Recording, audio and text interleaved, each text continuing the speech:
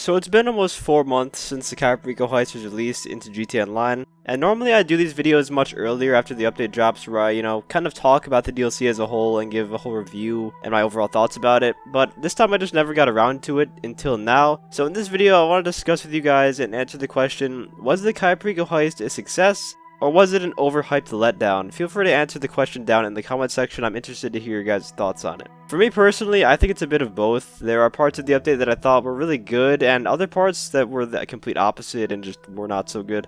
I guess we'll start off with the heist itself. There are two ways of looking at this heist, one from a solo player's perspective, and the perspective of doing it with friends. From a solo player's perspective, I would say it's a huge success. A lot of people in the community have been asking for a heist that can be done solo without the need of other players, and the Cayo Perico Heist hits that ball way out of the park. Even all of the prep missions can be done very easily by yourself, you do not need other players for them, and you don't even need to be in a public session to take part in the setups too, which is great. And on top of all that, it's also the best money making method in the game right now. You can make roughly $1.5 to $2 million an hour doing the Cayo Perico Heist as a solo player, if you're fairly decent at it, that is, which is just revolutionary for the solo player. However, on the other end of the spectrum, if you're playing this heist with more than 2 players, in my opinion, I think it's horrible. It almost feels like they specifically designed it for only one person to play the heist, and then having friends along was just an afterthought. And if you disagree with me, let's just think about this statistically for a second. Let's say as a solo player you do the heist and you make $1.6 million, and that's with filling your entire bag with 2 stacks of coke, which requires the least amount of work on the heist. Well, since you're a solo player, all of that money goes to you. You don't split it with any crewmates or anything like that.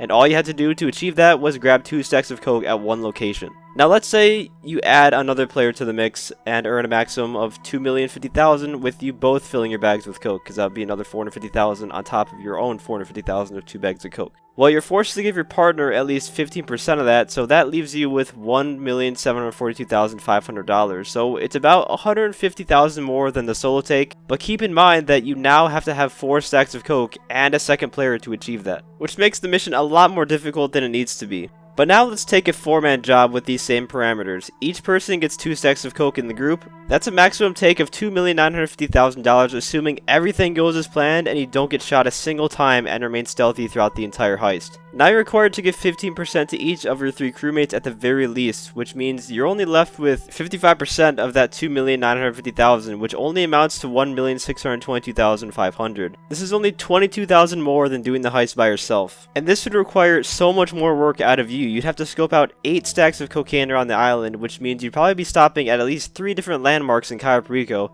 The amount of cooperation and communication you would need to pull this off just for $22,000 more is just idiotic. And this amount of stops would surely decrease the chances of you completing the Elite Challenge, which for a solo player is very easily completed. So tell me, why would anyone in their right mind do the heist with 4 players, when instead each of those players could do the heist by themselves solo and earn $1.6 million each? You see what I mean? The heist pretty much discourages multiplayer gameplay in a multiplayer game, and that's not a good thing. I'm all for having a solo heist, don't get me wrong, but the incentives to play with others still need to be there, and for this heist, there just isn't any. But putting the math aside, the gameplay, at least in the heist finale, is a step up from the casino heist, I would say. There's more variability in how the loot works. Instead of it just being in different locations in the vault, there's different types of loot that can spawn in the same heist. And on top of that, there's a whole other layer of variability with the different guard clothing, cargo truck, and grappling hook spawns. And when that's combined with the different entrance points, they really give you the option of choosing the exact route that you want to take on the island. There's a lot of stuff you can do.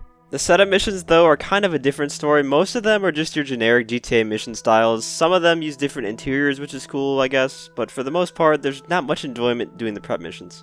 But something I noticed in my comment sections, or whenever there's discussion happening surrounding the Cayo Perico Heist, is that it seems like for a lot of people, the Cayo Perico Heist just didn't last that long for them, or they got burnt out after doing the heist for a couple of weeks. And I kinda feel the same way. The interesting part about this is I don't remember this being the case for the casino heist, and the Cayo Perico Heist arguably has tons more replayability because of the variability in the spawn points for everything. I can't tell you how many casino heist streams I did back in 2020 before the Cayo Perico Heist was even a thing, and I never managed to get bored of doing the finale. I never really felt burnt out of it. So is this an issue with the Cayo Perico Heist in general, or could it be that players are just getting bored of the heist style gameplay of doing monotonous prep missions and then following it up with a finale? It's definitely an interesting topic for discussion.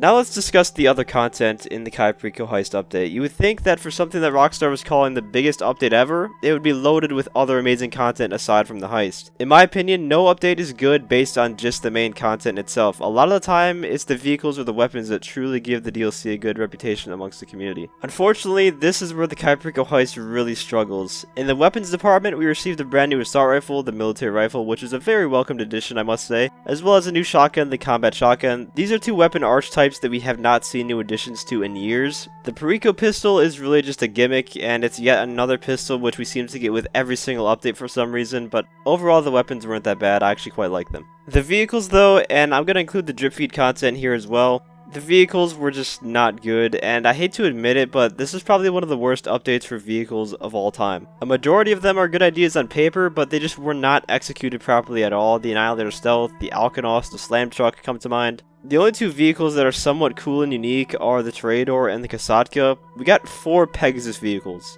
in the year 2020, which are entirely useless. The go-karts were cool, but we don't have go-kart racing to go along with them. In the casino heist, we got the F1 vehicles and the open wheel racing in the same exact update. It would have been really awesome to have the go-karts released at the same time the go-kart racing did. Now, don't get me wrong, I don't expect the regular cars to be anything aside from regular cars, but they missed the mark so badly on the aircraft and boats in this update that they might as well not be there. Aside from vehicles, we got some DJ missions, which are a one and done thing. New music, which, look, if you like the new music, that's fine, but this is a video game that I play for the gameplay. I don't come on here to listen to music, so I don't really count that as content. The music locker, I don't think I've ever seen someone in there in a public lobby. I think it's quite clear that most of the development time went into making the map of Cayo Perico itself, and as far as the visual aesthetic of the map goes, they did a good job with it. This update was also made entirely from home during the pandemic, which I know couldn't have been easy to pull off, especially when you're doing a map expansion, which was a first for GTA Online. Albeit an overhyped one since we can't free roam on it, but that's probably an issue with the last gen consoles. I'm sure the developers would have loved to allow us to free mode on the island. All in all, I think the Cayo Perico Heist was an alright update. The heist mechanics are a step above the casino heist, but still could be better, I think. I really wish they would have done more with the Cayo Perico map, maybe add some adversary modes that could have been part of the drip feed. The weapons were cool, the vehicles did miss the mark, in my opinion anyways. Do I think this was the biggest update to GTA Online? I would have to say no. From a developer's perspective, I can see why it would be, just because making a new map is a really big undertaking, but for the player's perspective, I really don't think this is the biggest update. To answer the question if the update was a success or a letdown, I think it's kind of both. It was a letdown because we didn't get the free mode on the island and a lot of the vehicles were not as I expected, but having a solo heist finally added into the game after so many years of the community requesting it is definitely nice to see. I just hope that in the future they cater to both the solo players and the people who want to heist with others as well. And as for going forward, Expanded and Enhanced is coming up soon. I'm not sure if we're going to get a summer update or not. At this moment, we just have no clue really about anything. But all I hope for is that they listen to the community feedback regarding vehicle balancing and expand on what the Cayo Perico Heist brought to the game. Well, that's going to conclude this discussion. Again, let me know your thoughts on everything in the comment section. And if you enjoyed the video or found it helpful, feel free to leave a like, as well as subscribe to my channel for more guide and PvP related content. Huge thank you to all my channel members for your support. If you'd like to become a channel member for some exclusive perks, you can either use the join button or the link that's down in the description. And as always, thanks for watching and have a great day.